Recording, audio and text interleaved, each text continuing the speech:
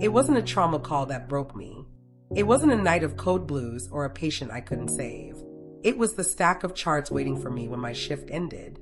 10 files, 15 patients, countless details that needed documenting before I could go home. My feet were sore, my brain was foggy, and all I wanted was to sit in silence. But there they were, the notes.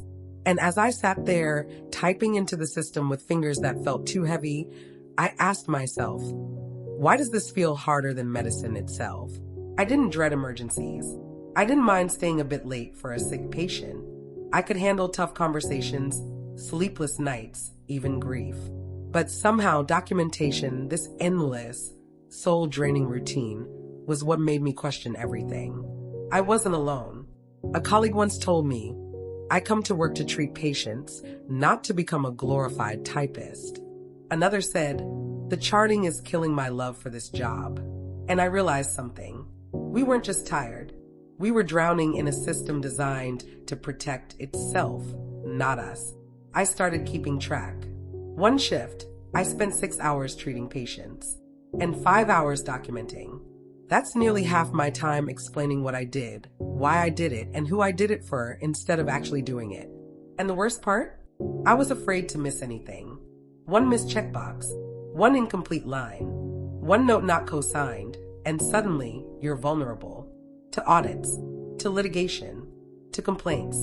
So we over-explain. We write to protect ourselves, not to communicate. And in the process, we lose the spark that brought us here in the first place. I remember one night when a patient grabbed my hand and said, "Thank you for seeing me." I smiled, but inside I thought, I wish I had more time to actually be present with you. Because I knew the moment I walked out of the room, the real work was about to begin. Not with a stethoscope, but with a keyboard. So I started looking for ways out. Not to escape responsibility, but to reclaim time, to reclaim purpose. I tried voice-to-text software. It helped a little. I created templates for common conditions. I delegated what I could. Brief summaries from nurses. Handovers that didn't need repeating. And then I did something radical. I started writing less. Not poorly, not carelessly, just less. I reminded myself that more words don't mean more care. That a clear, concise note is safer than a cluttered essay. Most importantly, I gave myself permission to be a doctor again, not a data entry clerk. Now I leave on time more often. I breathe deeper. I connect better.